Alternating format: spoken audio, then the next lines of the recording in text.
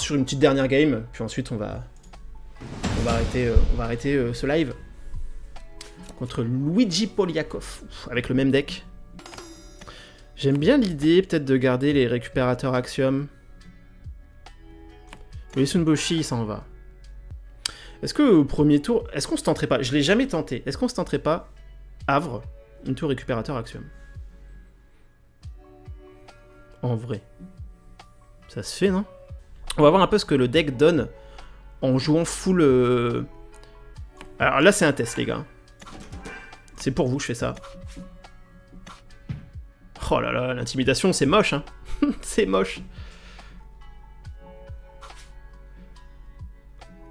Ok. Ça, c'est plutôt cool. On va jouer full ravitaillement, on va voir comment le deck tourne comme ça. Ah, ça, c'est cool. Écoutez, on va jouer notre jeu, donc on va tester le full ravitaillement. Là, on va vraiment tester.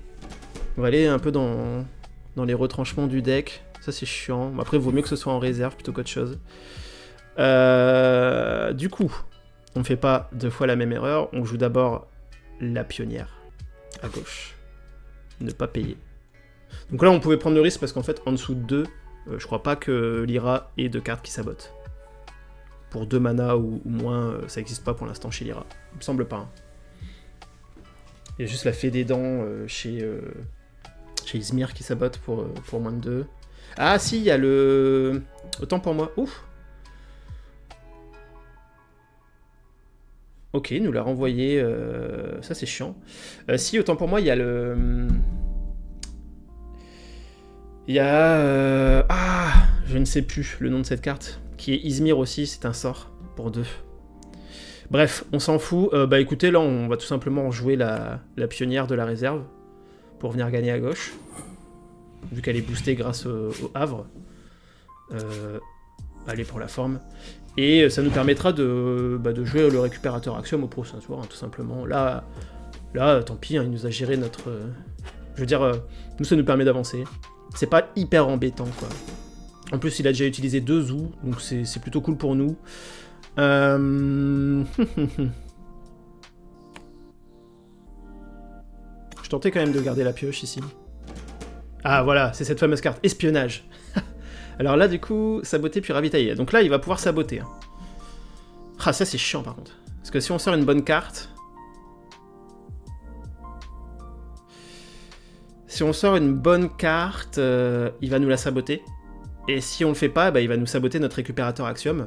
Donc à la limite, on va dire qu'on l'abandonne, ce récupérateur Axiom, malheureusement, là faut faire un choix. Je pense qu'on va plutôt jouer celui de notre main, qu'on viendra booster avec l'entraînement physique. Après, s'il le sabote pas, c'est tant mieux. On va voir comment ça se met. On a juste joué notre petite carte à 1 pour redonner la main à l'adversaire, voir un peu comment il réagit.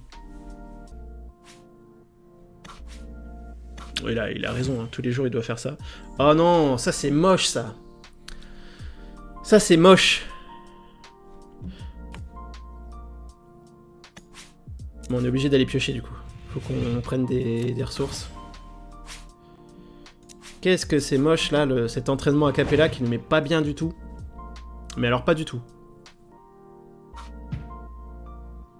Ok.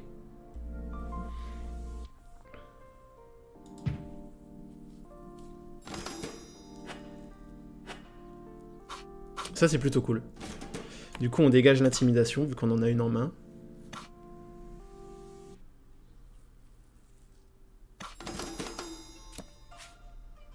C'est dommage qu'on joue pas en premier là, je vous avoue.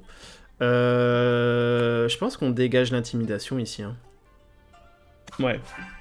En fait, avec la videuse, on veut lui dégager l'entraînement a cappella ou ce qu'il aura pas joué. On verra. Ok.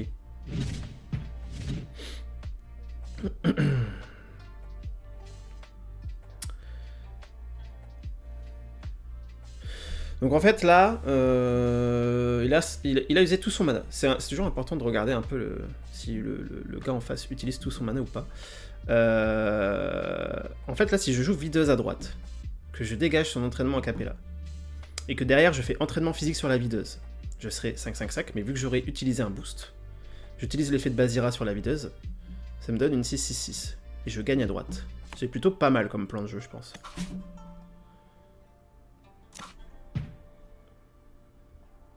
Donc l'entraînement a cappella dégage. Parce que nous, on veut pas de ce vilain entraînement a cappella. Donc là, on pioche, c'est nickel. On épuise Basira, on rebooste notre videuse, c'est nickel, on gagne. En plus, au prochain tour, on a rechopé une videuse, on commence, son Cernunnos, il va dégager. Donc ça, c'est nickel. Là, on se met plutôt bien. On optimise nos cartes en réserve. Là, c'est parfait. Donc là, on va avoir 7. On va avoir 7... Sachant qu'on va jouer une videuse pour 3, donc il nous restera 4 à jouer. Pour 4, ça peut être le récupérateur Axiom et la traceuse Bravos. Ou alors ça peut être un Sun Wukong et un Ratatosk. Tranquille le chat.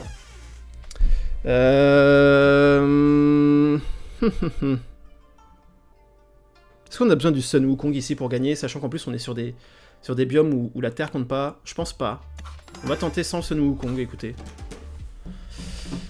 Alors, 3-3-4 ou 4-4-4 ? Là, de toute façon, on a besoin de gagner d'un seul côté. Donc écoutez, on va pas s'embêter. Hein.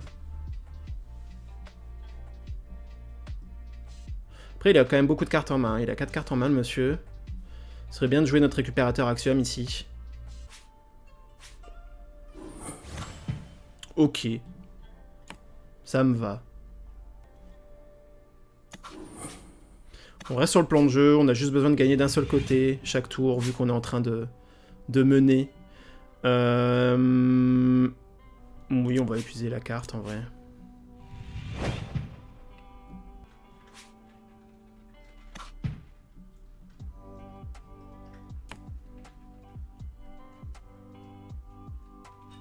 Écoutez, on va venir mettre la traceuse Bravos. Hein.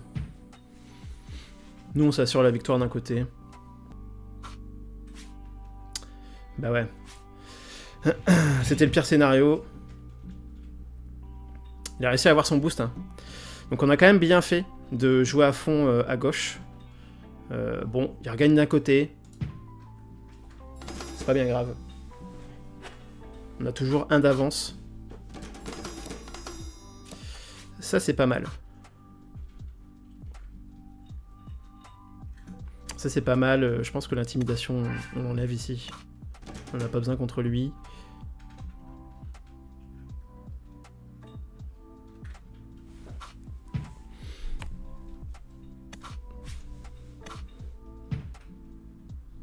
Ça, c'est cool.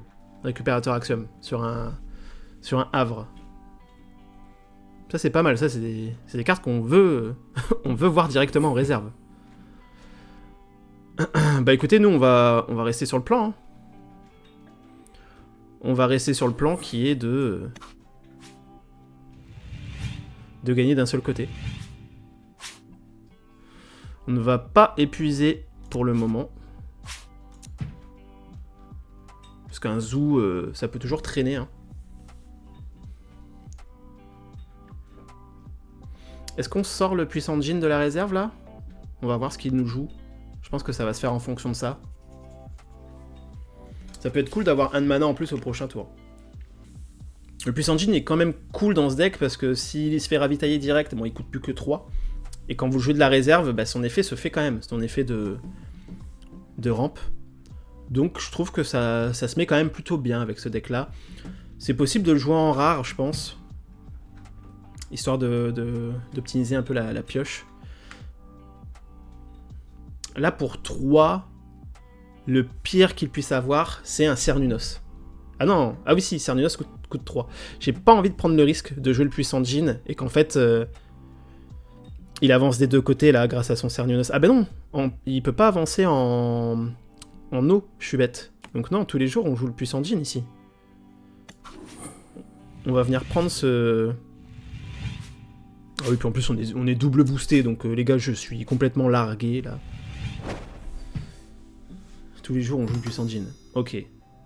Donc nous, on continue sur le plan de jeu, on avance d'un seul côté, on va ramper. Donc, un mana en plus par rapport à l'adversaire, ça c'est cool. On a toujours nos 2 cartes en réserve, on a nos 2 havres, là on est plutôt bien.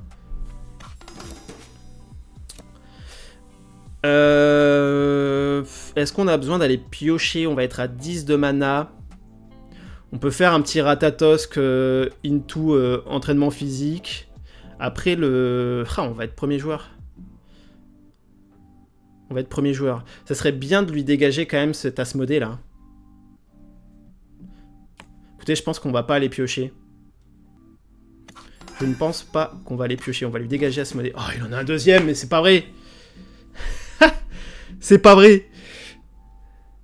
On va jouer ça là. Bon, on va lui dégager un Asmodée du coup. Ah, c'est dommage ça.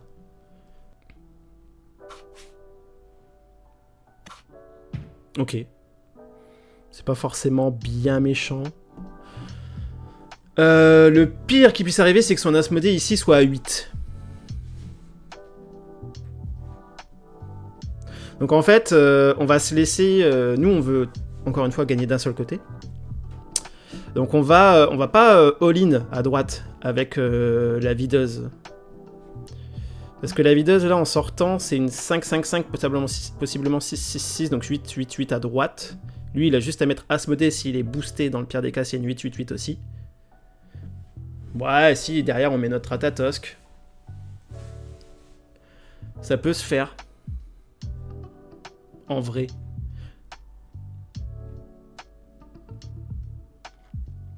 Après, je pense qu'on préfère avancer du côté plante, ce tour-ci.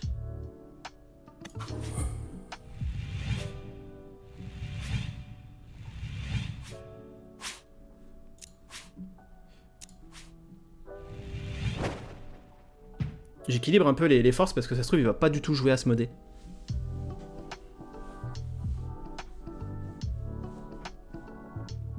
Donc dans le cas où il joue pas du tout Asmodée...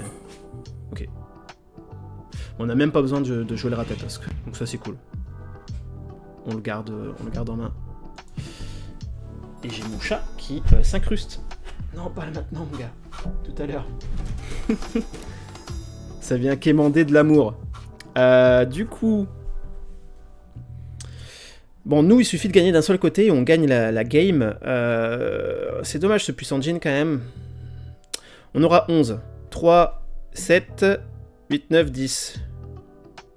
On peut tout garder en fait, on n'a pas besoin de mettre dans le mana. Et c'est là qu'on voit l'utilité du puissant Jin au tour précédent. C'est que là en fait, ça nous permet juste de garder toutes nos cartes en main.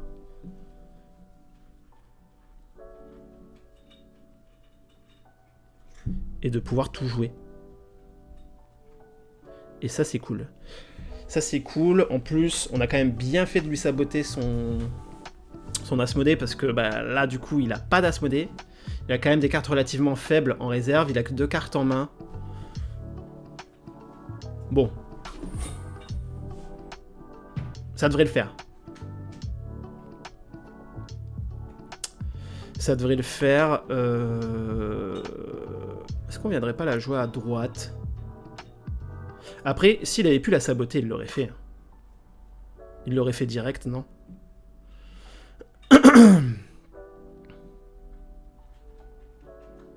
Est-ce qu'on prend ce risque ou pas? De s'il avait pu la saboter, il l'aurait fait direct. On va pas le sous-estimer.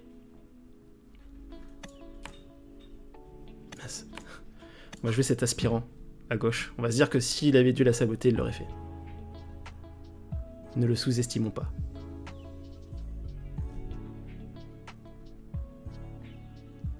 Ou alors ne le surestimons pas. Telle est la question. Est-ce qu'on vient pas l'embêter là? Je sais pas. Je sais pas ce qu'il nous prépare en fait en main là, le monsieur. J'ai l'impression qu'il garde un peu les surprises là. En main. Il garde les surprises pour la fin là. Il va nous jouer son Tanuki, peut-être à gauche.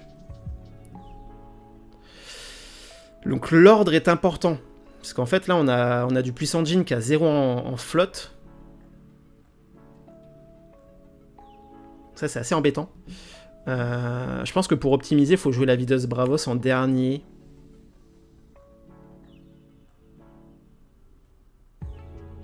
Histoire de savoir où on mettra le dernier point de boost. Écoutez, on va mettre le Ratatosk à gauche. On va voir. Petite carte à 1 pour voir.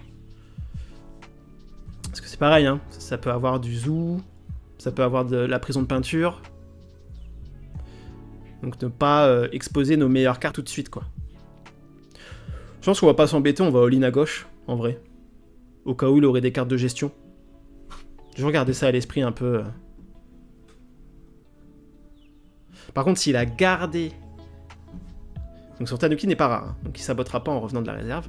S'il a gardé une carte qui sabote en dernière carte de tour, là c'est juste du génie.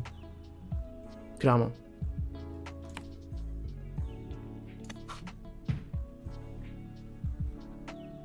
Et je n'aurais qu'à m'incliner, si c'est le cas.